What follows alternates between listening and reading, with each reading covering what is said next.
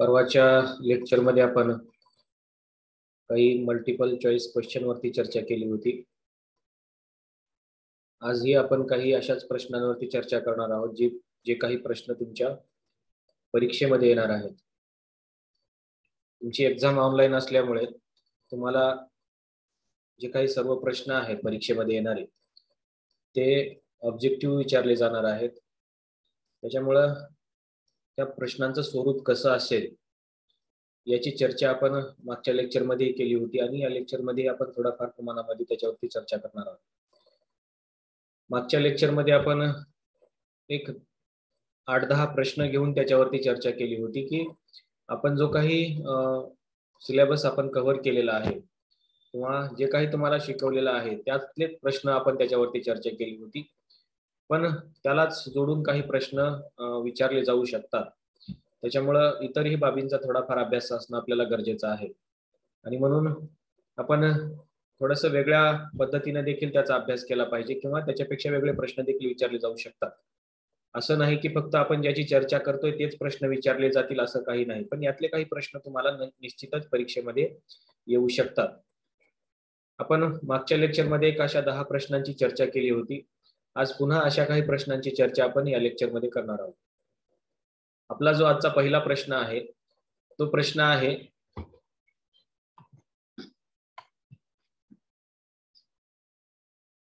which of the following constitution argued men are born and remain free and equal in rights?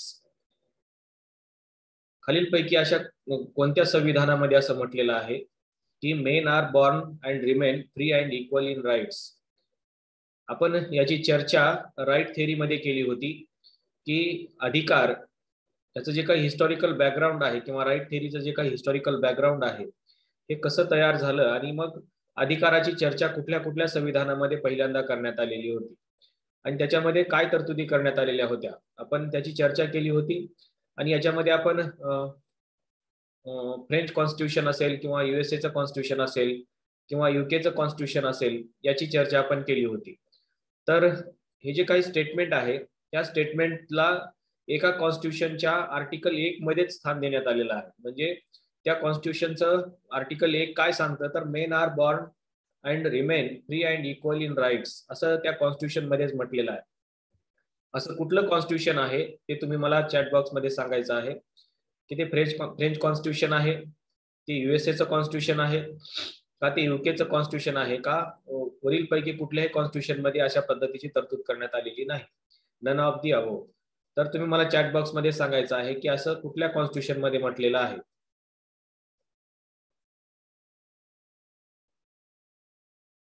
Vishwajit French constitution. Okay, आणखी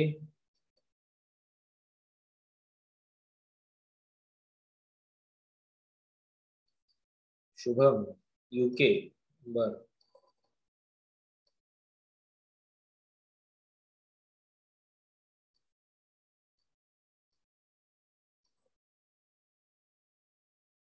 आणखी कोणाला असं वाटतं? बाकीच्या 5 जणांची उत्तर नाहीत का?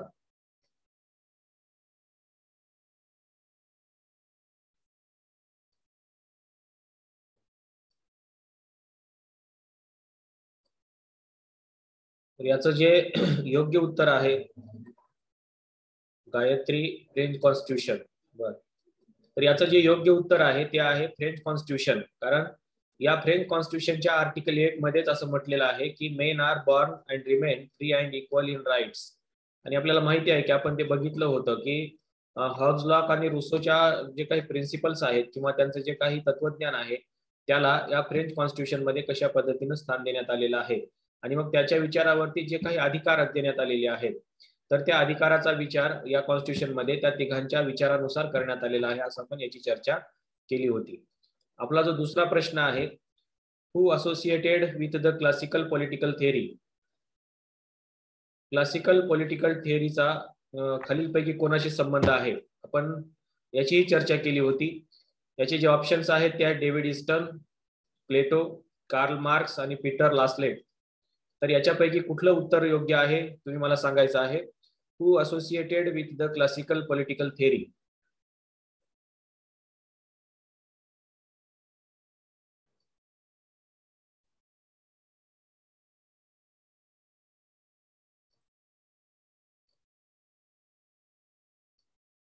आपण याचीही चर्चा केली होती, तुम्हाला आठवत असेल ऑफलाईनचे जे काही सुरुवातीचे लेक्चर्स होते त्याच्यामध्ये आपण याची चर्चा केली होती. विश्वजित, प्लेटो.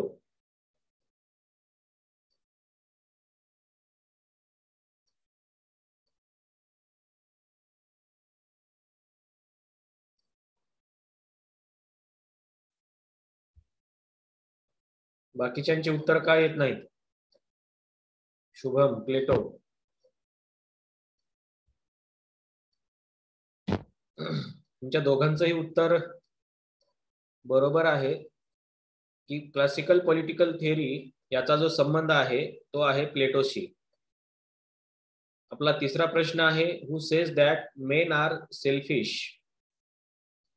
त्याचे ऑप्शन्स आहेत J S. Mill, Thomas Hobbes, Harold Laski आणि कार्ल मार्क्स. असं कोणी म्हटलेलं आहे की मेन आर सेल्फिश, मनुष्य हा स्वार्थी आहे, असं कोणी म्हटलेलं आहे? हे स्टेटमेंट तुम्ही ज्यावेळेस वाचता त्यावेळेस थॉमस हॉब्स, विश्वजित.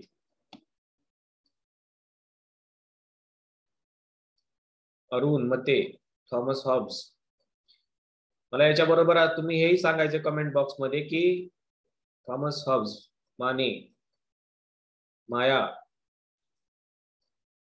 तुम्ही मला याच्याबरोबर हेही सांगायचंय की थॉमस हॉब्सने हे स्टेटमेंट त्याच्या कुठल्या पुस्तकामध्ये केलेलं आहे?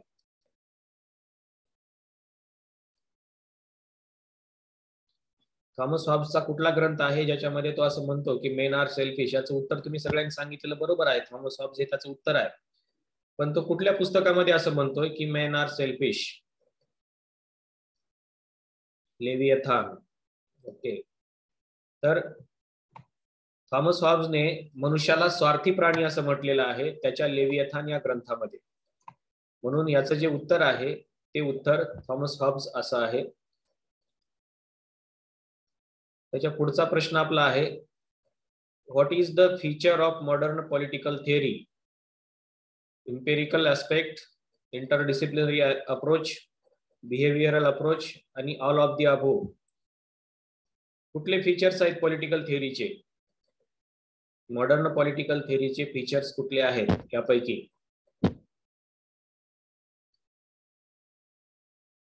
विश्वजित, ऑल.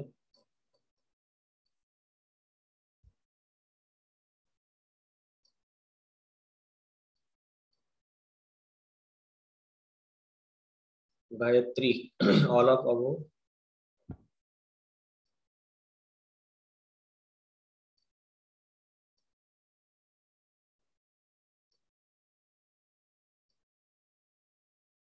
आणखी कोणाचं उत्तर?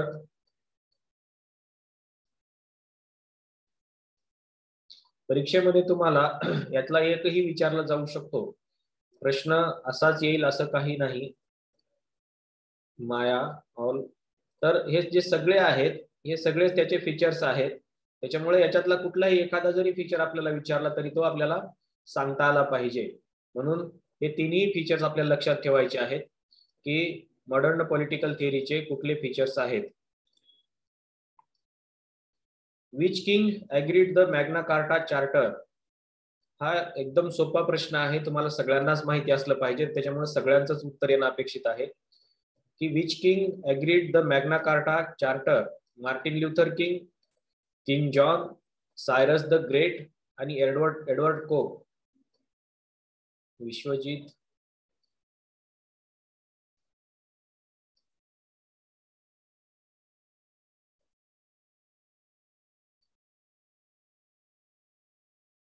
अरुण.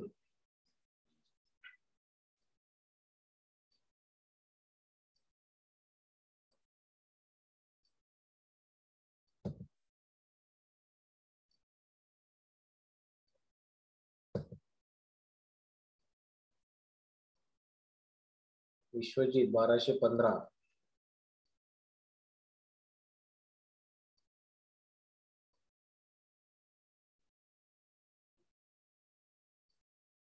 मॅग्ना कार्टा हे जे चार्टर आहे हे कोणी पास केलं होतं? त्याचं उत्तर तुम्ही सगळ्यांनी बरोबर दिलेलं आहे, किंग जॉन. पण त्याच्यासोबत मला हे सांगायचं आहे आता की सायरस द ग्रेट हा राजा कुठला होता आणि त्याने पहिल्यांदा काय केलं होतं?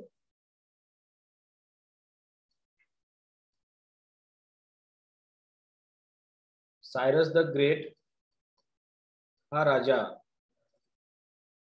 कुठला होता? इराण?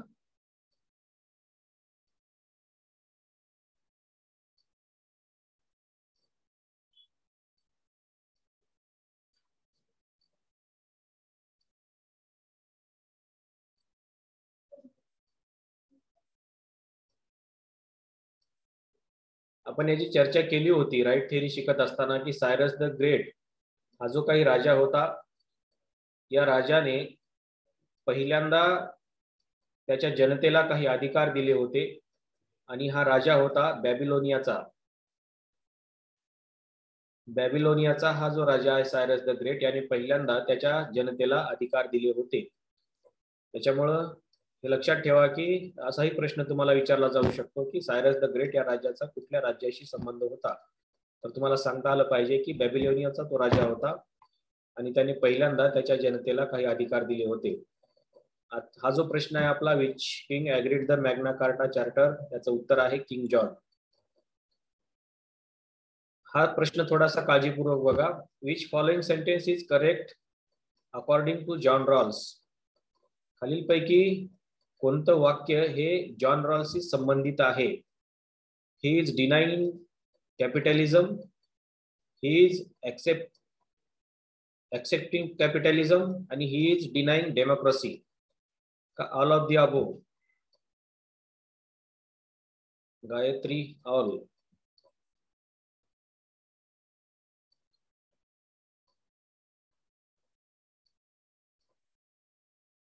आपण याची दीर्घ चर्चा केली होती रॉल्स थिअरी ऑफ जस्टिस शिकत असताना की रॉल्सचा यातल्या कुठल्या वाक्याशी संबंध आहे. तो भांडवलशाही व्यवस्था नाकारतो. अरुण, ऑप्शन क्रमांक 2. तो भांडवलशाही व्यवस्था स्वीकारतो, तो लोकशाही नाकारतो, की वरील सर्व?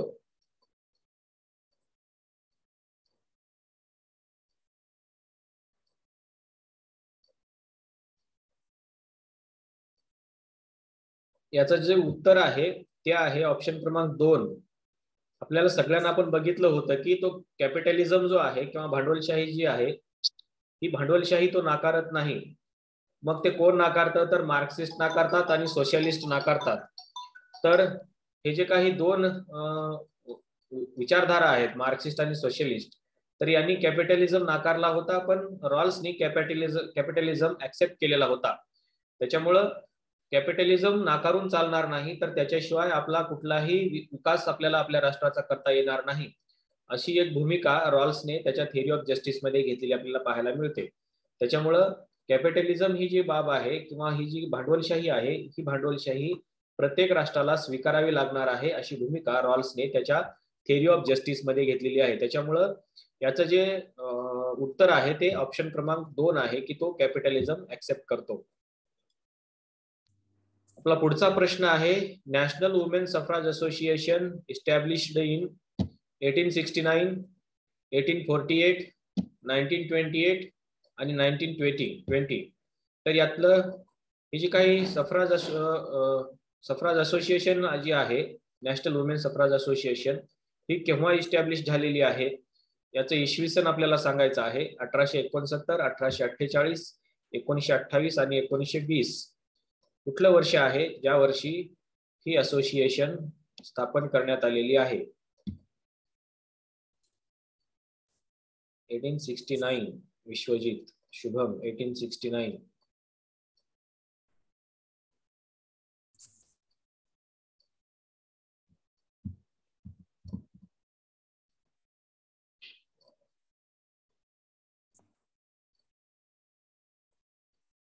शुभमचं आणि विश्वजितचं दोघांचंही उत्तर बरोबर आहे की ही जी काही असोसिएशन आहे, ही असोसिएशन 1869 मध्ये स्थापन करण्यात आलेली आहे. आता मला एक सांगा, 1848 मध्ये भारतामध्ये नेमकं काय घडलं होतं आणि 1928 मध्ये कुठल्या देशाने महिलांना मतदानाचा अधिकार दिलेला आहे?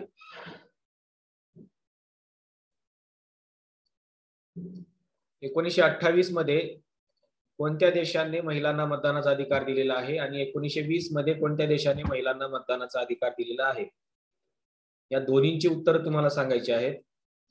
तुम्हाला असाही प्रश्न विचारला जाऊ शकतो की 1928 मध्ये कोणत्या देशाने महिलांना मतदानाचा अधिकार दिला किंवा 1920 मध्ये कोणत्या देशाने किंवा कोणत्या राष्ट्राने महिलांना मतदानाचा अधिकार दिला, असे दोन्ही प्रश्न तुम्हाला विचारले जाऊ शकतात. त्याच्यामुळे या दोन्ही प्रश्नांची उत्तरं तुम्ही शोधायची आहेत आणि कमेंट बॉक्समध्ये मला सांगायची आहेत.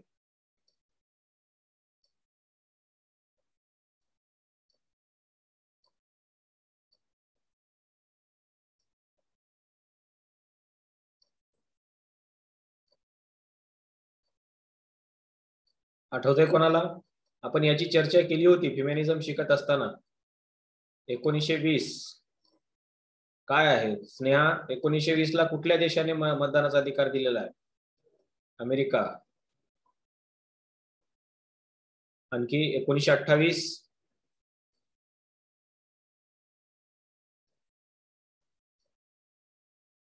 इंग्लंड. ओके, दोन्ही उत्तर बरोबर आहेत. 1920 ला अमेरिकेने महिलांना मतदानाचा अधिकार दिला आणि 1928 ला इंग्लंडने महिलांना मतदानाचा अधिकार दिला. त्याच्यामुळे दोन्ही बाबी लक्षात ठेवा. आपला पुढचा प्रश्न आहे, the book sexual politics has been authored by Thomas Jefferson, Kate Millett, Simone de Beauvoir आणि रामचंद्र गुहा.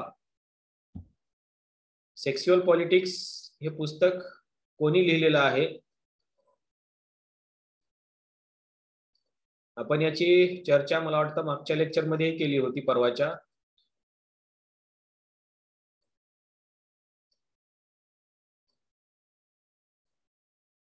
केट मिलेट,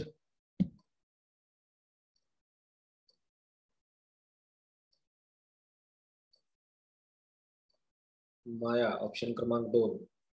तुमचं सगळ्यांचं उत्तर बरोबर आहे. ऑप्शन क्रमांक 2 सेक्शुअल पॉलिटिक्स हे पुस्तक केट मिलेटचं आहे. पण मला हे सांगायचं आहे की सिमॉन दी बोआर जी आहे तिच्या पुस्तकाचं नाव काय आहे?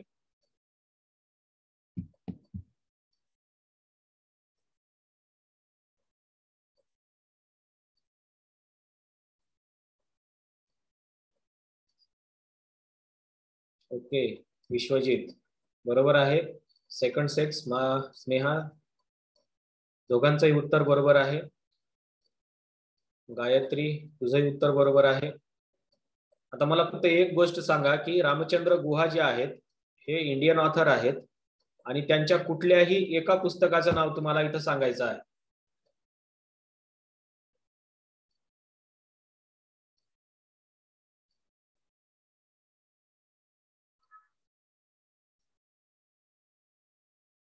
India after Gandhi.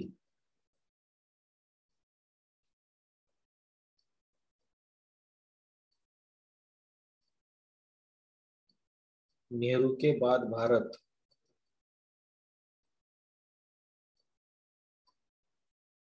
टायटल थोडं इकडं तिकडं झालं वाटतं मला, है ना? Makers of modern India. Okay, तर रामचंद्र गुहा हे भारतातले मोठे इतिहासकार आहेत आणि त्यांनी बरेचसे पुस्तकं लिहिलेली आहेत. पुढचा जो प्रश्न आहे आपला की who wrote the book idea of justice. Idea of justice हे पुस्तक कोणी लिहिलेलं आहे? ऑप्शन आहे Amartya Sen, John Rawls, Ramchandra Guha, none of the above.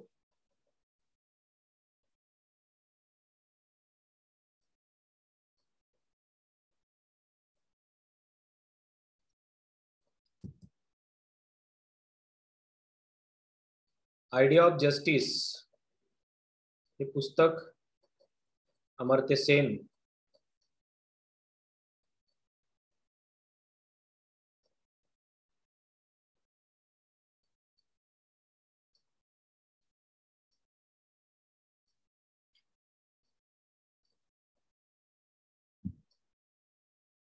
तर याचं जे उत्तर आहे विश्वजितनं ते सांगितलेलं आहे की आयडिया ऑफ जस्टिस हे पुस्तक, स्नेहानंही सांगितलेलं आहे की अमर्त्य सेन यांचं हे पुस्तक आहे. या पुस्तकामध्येच अमर्त्य सेन यांनी जॉन रॉल्सच्या थिअरी ऑफ जस्टिस वरती क्रिटिक केलेलं आहे आणि टीकाही केलेली आहे. तुम्हाला प्रश्न असाही विचारला जाऊ शकतो की अमर्त्य सेन यांनी कोणत्या पुस्तकामध्ये जॉन रॉल्स यांच्या थिअरी ऑफ जस्टिसचं क्रिटिक केलेलं आहे, तर त्याचं उत्तर तुम्हाला सांगता आलं पाहिजे आयडिया ऑफ जस्टिस. आपला जो शेवटचा प्रश्न आहे तो खूप महत्वाचा आहे की political party must have party headquarters and ideology, power seeking politicians, a strong vote bank. एखाद्या राजकीय पक्षाला महत्वाचं काय असतं? पार्टी हेडक्वार्टर्स आवश्यक आहे, आयडियोलॉजी आवश्यक आहे, पॉवर सिकिंग पॉलिटिशियन्स आवश्यक आहेत, काय एक स्ट्रॉंग वोट बँक हवी आहे? कशाची आवश्यकता आहे?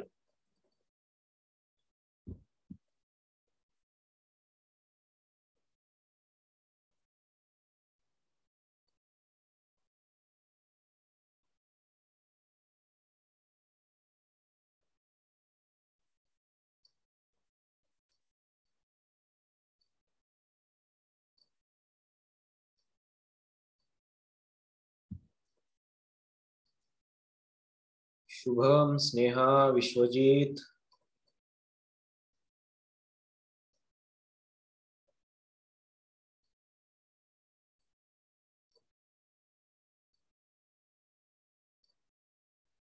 जवळपास तुमच्या सगळ्यांचं उत्तर बरोबर आहे की एखाद्या पॉलिटिकल पार्टीसाठी एक आयडियोलॉजी खूप महत्वाची असते.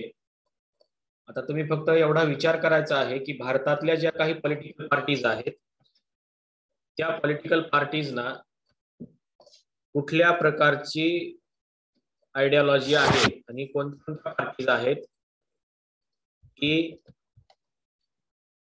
ज्यांच्याकडे एक प्रकारची आयडियोलॉजी आहे. काँग्रेसकडे कुठली आयडियोलॉजी आहे, बीजेपीकडे कुठली आयडियोलॉजी आहे, किंवा जे काही स्थानिक पक्ष आहेत किंवा ज्याला आपण स्टेट पार्टीज असं म्हणतो, तर त्यांच्याकडे कुठल्या आयडियोलॉजीज आहेत याची चर्चा तुम्हाला करायची आहे किंवा त्याचा विचार तुम्हाला करायचा आहे की असे कुठल्या पार्टीज आहेत की ज्यांच्याकडे कुठली ना कुठली एक आयडियोलॉजी आहे आणि त्या आयडियोलॉजीवरती तो पक्ष उभारला आहे.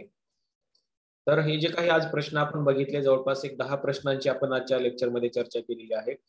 अशा प्रकारचे प्रश्न तुम्हाला परीक्षेमध्ये विचारले जाऊ शकतात किंवा यातलेच काही प्रश्न तुम्हाला येऊ शकतात. त्याच्यामुळं या प्रश्नाला लागून जे काही प्रश्न असतील त्यावरती तुमचा अभ्यास असणं आवश्यक आहे. आजच्या लेक्चरमध्ये आपण इथंच थांबूया. पुन्हा आणखीन काही प्रश्नांची चर्चा आपण उद्याच्या किंवा परवाच्या लेक्चरमध्ये करण्याचा प्रयत्न करू. चला, धन्यवाद.